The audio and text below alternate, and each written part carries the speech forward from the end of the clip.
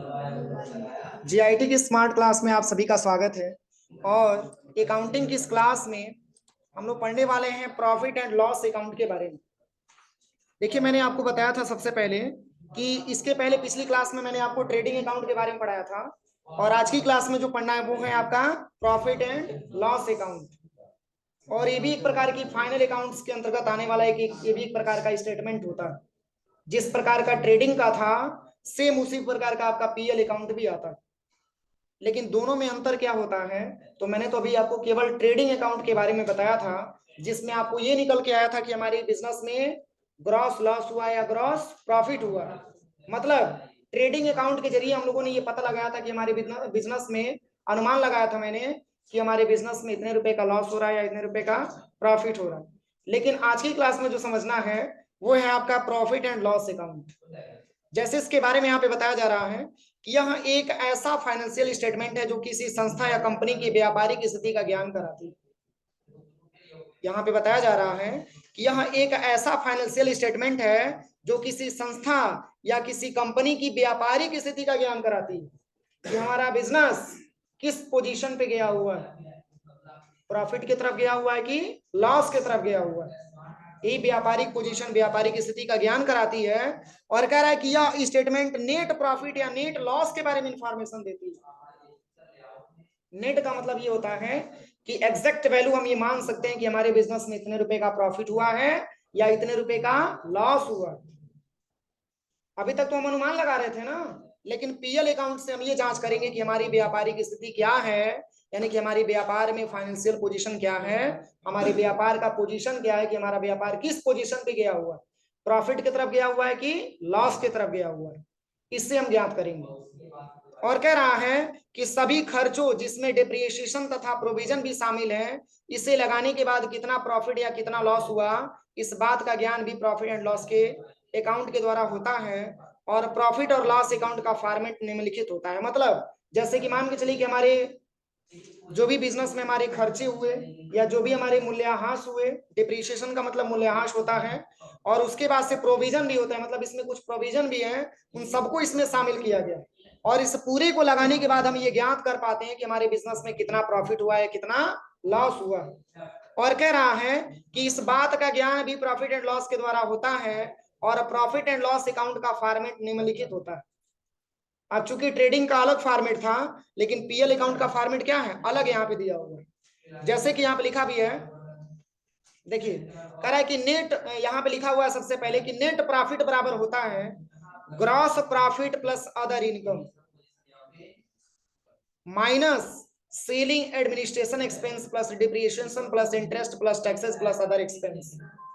इसमें इसकी फार्मूला यहाँ पे दिया हुआ है कि अगर आपको नेट प्रॉफिट अगर आपको निकालना है तो सबसे पहले क्या करिएगा कि gross profit plus other income को आप क्या कर लीजिएगा, जोड़ लीजिएगा। क्या करना है, जोड़ लेना है। अगर आपको नेट प्रॉफिट अगर आपको निकालना होगा तो आपके बिजनेस में मान के चलिए कि ग्रॉस प्रॉफिट आया होगा, आया होगा ना। अरे दो ही ऑप्शन आएगा, नहीं तो ग्रॉस प्रॉफिट आएगा, नहीं तो ग्रॉस लॉस आएगा। तो अगर आपके बिजनेस में जो भी ग्रॉस प्रॉफिट आया है, उस ग्रॉस प्रॉफिट को प्लस और भी आपके बिजनेस में जो इनकम है, उन दोनों को हम क्या कर लेंगे, जोड़ लेंगे। क्या करेंगे, जोड़ लेंगे। और माइनस करेंगे किसको, जो भी हमारे सेलिंग होंगे, चाहे एडमिनिस्ट्रेशन एक्सपेंस होंगे प्लस डिप्रिसिएशन होंगे, मतलब जो भी हमारे बिजनेस में हमारा क्या होता होगा, जो भी हमारा एक्सपेंस होता होगा उसको एक बार जोड़ लेंगे। तो जैसे gross profit plus other income को एक जगह मैंने जोड़ लिया, और प्लस एक्सपेंस को एक जगह मैंने जोड़ लिया, और इसमें यानी कि gross profit plus other income से अगर हम एक्सपेंस को माइनस करेंगे, जो शेष अमाउंट हमारा निकल करके आएगा उसी को हम नेट प्रॉफिट बोल सकते हैं। लेकिन इसको समझेंगे कैसे, तो इसका यहाँ पे फॉर्मेट बना हुआ है। देखिए कह रहा है कि ये भी बनाया जाता है कब, 31 मार्च को ही बनाया जाता है। 31 मार्च का डेट मैंने आपको बताया था कि वो फाइनेंशियल ईयर का एंडिंग डेट होता है। जिस डेट को हमारा फाइनेंशियल ईयर क्या होता है, खत्म होता है। मैंने बताया था आपको 1 अप्रैल को फाइनेंशियल ईयर हमारा स्टार्ट होता है और 31 मार्च को फाइनेंशियल ईयर हमारा एंड होता है। तो स्टेटमेंट की बात हो रही है, तो स्टेटमेंट आप जब भी बनाते हैं तो 31 मार्च को ही बनाते हैं, ये ध्यान दीजिएगा। ट्रेडिंग अकाउंट भी मैंने बनाया था किसमें, 31 मार्च को ही बनाया था, और इसको भी बनाएंगे किस डेट को, 31 मार्च को ही बनाएंगे। तो जैसे यहाँ पे बना हुआ है देखिए, एक तरफ पार्टिकुलर होगा और एक तरफ अमाउंट होगा, फिर एक तरफ पार्टिकुलर, फिर एक तरफ अमाउंट हो जाएगा। और जितने भी हमारे जैसे कि मान के चलिए कि यहाँ पे जितने भी हमारे एक्सपेंस होंगे तो एक्सपेंस को हम राइट साइड में रखेंगे, और जितने भी हमारे व्यापार में इनकम होगा इनकम को हम जो है राइट साइड में रखेंगे। एक्सपेंस को लेफ्ट हो जाएगा और इनकम को राइट में रख देंगे, और दोनों बैलेंस को हम इक्वल करके जोड़ेंगे। चलिए इसको हम कैसे बनाएंगे, तो एक फॉर्मेट हम एक्सेल पे बना करके आपको बता रहे हैं। जैसे देखिए यहाँ पे जैसे लिखा हुआ है, देखिए टू ग्रॉस लॉस, अगर बिजनेस में लॉस हो रहा है तो एक्सपेंसिव बोला जाएगा ना। कितने रुपए का लॉस हुआ उस अमाउंट को आप यहाँ पे मेंशन करिए। टू सैलरी दिया हुआ है, अगर आप किसी स्टाफ को सैलरी दे रहे हैं तो वो भी आपके बिजनेस का एक्सपेंस है, उसका भी बैलेंस यहाँ पे मेंशन करेंगे। और टू रेंट टैक्सेज आप कितना दिए हैं उसको भी हम यहाँ पे मेंशन करेंगे। ये सब हमारे व्यापार के लिए क्या है, एक्सपेंस है। ये भी हमारा एक्सपेंस है, ये भी एक्सपेंस है, ये रेंट भी एक्सपेंस है, आपका ऑफिस लाइटिंग एक्सपेंस है, इंश्योरेंस भी एक्सपेंस है, प्रिंटिंग एंड स्टेशनरी एक्सपेंस है, पोस्टेज एंड टेलीग्राम ये भी एक्सपेंस है, इंटरेस्ट पेड ये भी एक्सपेंस हो जाएगा, और डिस्काउंट अलाउ ये भी एक्सपेंस हो जाएगा। लेकिन डिस्काउंट रिसीव क्या हो जाएगा, इनकम हो जाएगा। और बैड डेब्ट्स का मतलब क्या होता है, बैड डेब्ट्स का मतलब ये होता है डूबत राशि। जैसे कि मान के चलिए कि मैंने किसी को 10,000 रुपया दे दिया और वो पैसा हमको रिटर्न कर ही नहीं रहा, क्या वो पैसा हमारा पैसा है, उसको बैड डेब्ट्स के नाम से बोला जाता है, वो डूबत राशि होता है। वो पैसा आपको जब देगा तभी आपका होगा, अदरवाइज वो पैसा नहीं दिया तो पैसा भी उसी का, वो भले से आपने उसको दिया है तो अलग की बात है, लेकिन वो पैसा हम डूबत राशि अकाउंटिंग के लैंग्वेज में उसी को बोलते हैं। अगला दिया है रिपेयर एंड मेंटेनेंस, ये भी एक्सपेंस है, डिप्रिसिएशन ये भी एक्सपेंस है, कमीशन पेड है ये भी एक्सपेंस है, टू कैरेज आउटवार्ड है ये भी एक्सपेंस है आपके बिजनेस का, और ट्रेवलिंग एक्सपेंस ये भी एक्सपेंस है, इंटरेस्ट ऑन लोन ये भी एक्सपेंस है। तो क्या करेंगे, ये सारे के सारे जितने भी यहाँ पे बैलेंस हम मेंशन करेंगे इस पूरे बैलेंस को एक जगह जोड़ लेंगे, एक जगह क्या करेंगे जोड़ लेंगे।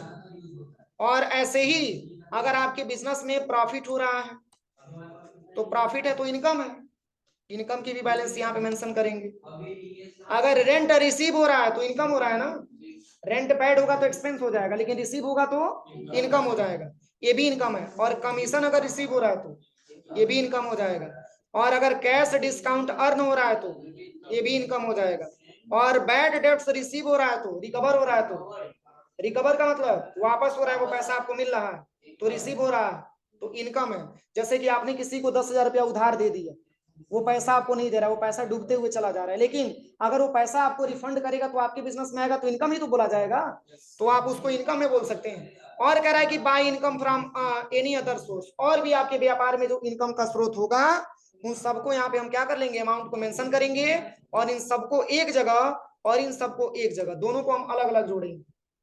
और जिस साइड का बैलेंस जितना ज्यादा आएगा उस साइड के उतने बैलेंस को हम कम वाले मिला करके जोड़ लेंगे, और लास्ट में दिखा देंगे कि हमारे बिजनेस में इतने रुपए का प्रॉफिट हुआ है, इतने रुपए का लॉस हुआ।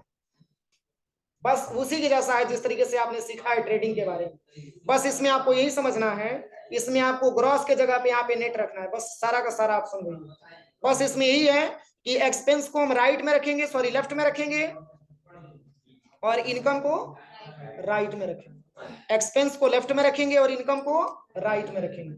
और ये सारे क्वेश्चन आपको मिलेंगे किसमें, ये सारे के सारे आपके क्वेश्चन में मिलेंगे, और इसके हिसाब से हमको यहाँ पे सजाना होगा, बताना होगा। जैसे कि देखिए यहाँ पे एक क्वेश्चन भी दिया हुआ है, इसी के आधार पे एक नीचे ट्रांजेक्शन भी आपका दिया हुआ।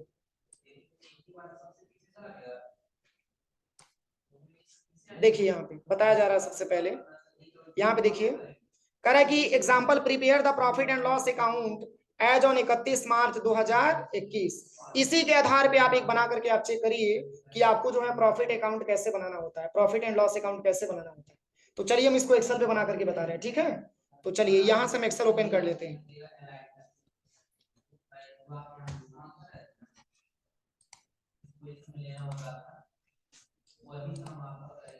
ये भी बनेगा किस डेट को, 31 मार्च को ही बनेगा, जिस दिन हमारा फाइनेंशियल ईयर एंड हो रहा है। चलिए यहाँ पे लिखेंगे profit and loss account for the year ending.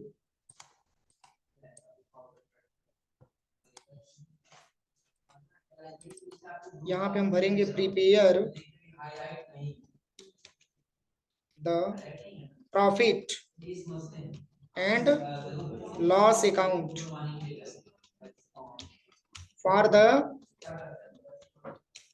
For the year ending.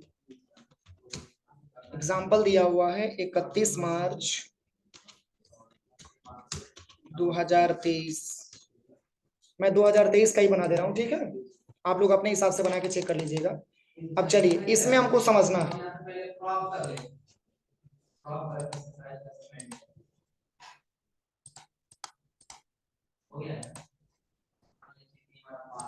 चलिए इसको हम बनाएंगे। तो इसका जो फॉर्मेट यहाँ पे दिया है, सबसे पहले एक तरफ पार्टिकुलर होगा, फिर एक तरफ अमाउंट होगा, फिर पार्टिकुलर, फिर अमाउंट होगा। चलिए तो यहाँ पे हम भरेंगे सबसे पहले पार्टिकुलर, यहाँ पे पार्टिकुलर्स हो जाएगा, और फिर यहाँ पे क्या हो जाएगा, अमाउंट हो जाएगा। तो ये किसके लिए हो गया, इनकम की एक्सपेंस, एक्सपेंस के लिए। इनकम हमेशा राइट साइड में होगा, ध्यान दीजिएगा। और यहाँ पे लिखेंगे पार्टिकुलर, और फिर हो जाएगा अमाउंट। अब चलिए, अब हमको दोनों में समझना है कि इनकम है कि एक्सपेंस है। जब तक दोनों हमारा क्लियर नहीं होगा तब तक हम पीएल अकाउंट नहीं बना सकते, क्योंकि ये आपको कंफर्म करना होगा कि हमारे बिजनेस का एक्सपेंस है कि इनकम है। क्यों? क्योंकि उसी के आधार पे आपको पीएल अकाउंट तैयार करना है। अब देखिए क्वेश्चन यहाँ पे समझिए, क्वेश्चन क्या कह रहा है।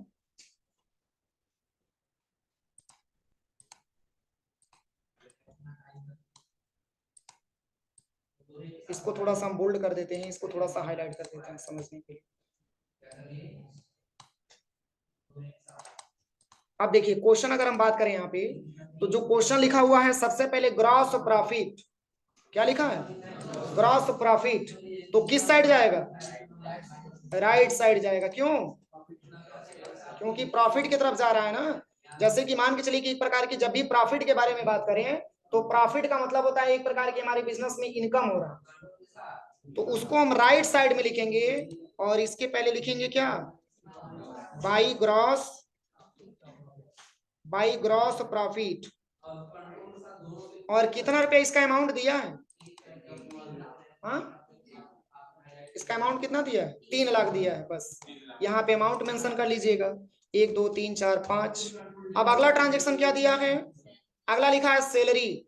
तो चलिए पहले इसमें से इनकम आप छांट लीजिए। एक इनकम आपका दिख रहा है कमीशन रिसीव वाला, यही तो इनकम है ना। तो इसको भी हम किस साइड रखेंगे, राइट साइड लिखेंगे। और यहाँ पे लिखेंगे क्या, बाई कमीशन, यहाँ पे लिखेंगे बाई कमीशन रिसीव। और इसका जो बैलेंस होगा, इस बैलेंस को हम मेंशन करेंगे, कितना दिया है 2000। बस यहाँ पे 2000 मेंशन कर लेंगे। अब बाकी जितना भी बचा है सब आपके बिजनेस के लिए है क्या, एक्सपेंस है। देखिए सैलरी है, ये भी आपके बिजनेस का एक्सपेंस है। रेंट पैड है, ये भी आपके बिजनेस के लिए क्या है, एक्सपेंस है।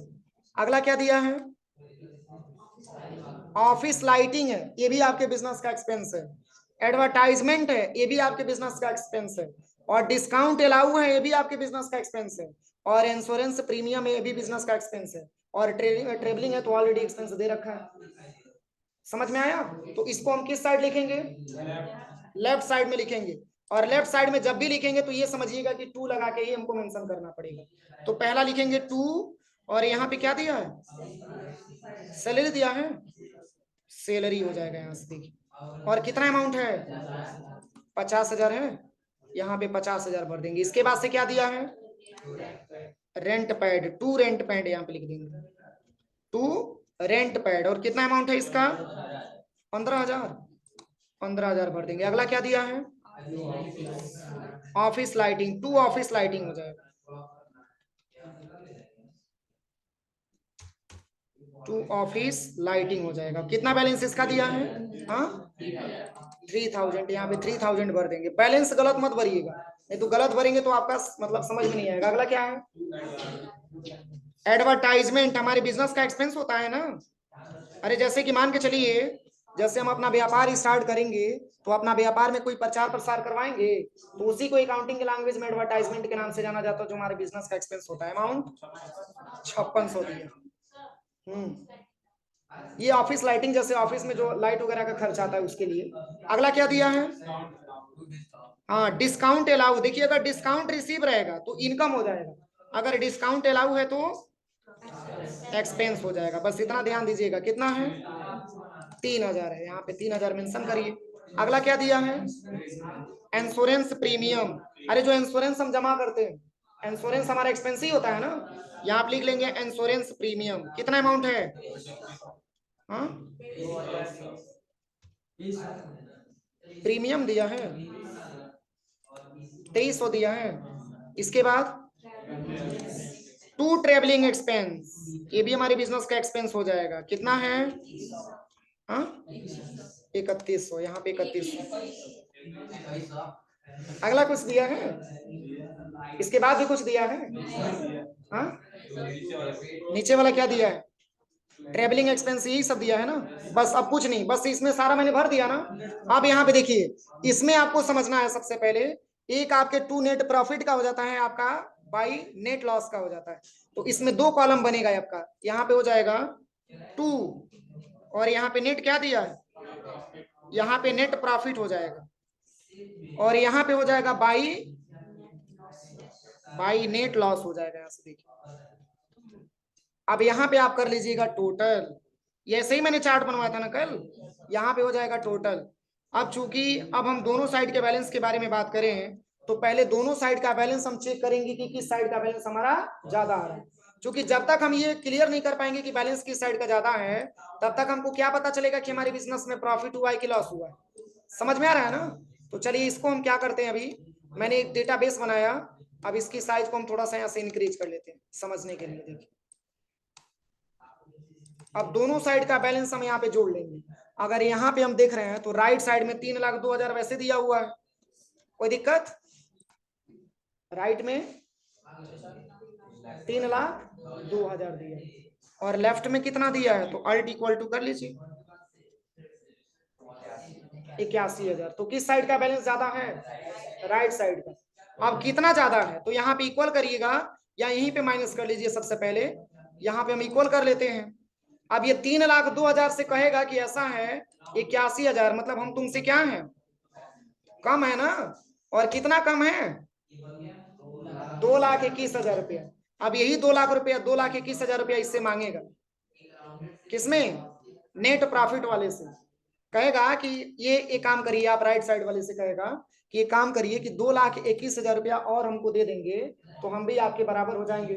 तो इसमें 2,21,000 रुपया राइट साइड में ज्यादा आ रहा है ना, तो लेफ्ट वाले में क्या करेंगे? ला करके जोड़ देंगे। अब देखिए, अगर हम इधर केयर करेंगे तो इसको सबसे पहले आप यहां से बोल्ड करिएगा, क्योंकि ये मेन अमाउंट आपका यही मैंने बताया था ना। अब चलिए, अगर आप यहां पर जोड़ेंगे तो यहाँ पे इक्वल सम करिए और ब्रैकेट ओपन करिए, इन दोनों को आप जोड़ेंगे तो इधर आ गया राइट साइड में आपका 3,02,000 रुपया आ गया। और इस साइड भी अगर आप इक्वल करेंगे और सम करेंगे यहाँ से, और इस साइड का भी अगर आप बैलेंस यहाँ पे ऐड करके देखते हैं, तो ये भी बैलेंस आपका आ गया 3,02,000 रुपया। लेकिन ये 3,02,000 है क्या? तो यहाँ पे आप लिख सकते हैं ये टोटल हमारे बैलेंस है 3,02,000। लेकिन अगर दोनों अमाउंट हमारा बराबर आ गया तो दोनों में देखने को क्या मिला? तो हम ये बोल सकते हैं कि सर हमारा जो व्यापार है वो 2,21,000 रुपए से नेट प्रॉफिट में गया हुआ। स्टेटमेंट से हमको यही ज्ञात हुआ कि हमारा व्यापार 2,21,000 रुपए से नेट प्रॉफिट में गया हुआ। मतलब इसमें किसी भी प्रकार की कोई संशय नहीं है, आपका प्रॉफिट है 2,21,000 रुपए। अगर वही राइट साइड में आता तो क्या करते? आप बता सकते हैं कि हमारा व्यापार 2,21,000 रुपए से लॉस में गया हुआ। लेकिन राइट में ज्यादा कब आएगा, लेफ्ट में ज्यादा कब आएगा? तो ये सब आपको कैलकुलेशन मैंने आपको बताया। अगर राइट वाला बैलेंस ज्यादा है तो लेफ्ट वाला कम होगा, तो जब लेफ्ट वाला कम होगा तो प्रॉफिट की तरफ जाएगा। जब लेफ्ट वाला आपका बैलेंस ज्यादा है और राइट वाला आपका कम है, तो आपका व्यापार चला जाएगा लॉस की तरफ चला जाएगा। क्लियर हुआ? किसी को कोई दिक्कत? समझ में आया? कोई दिक्कत?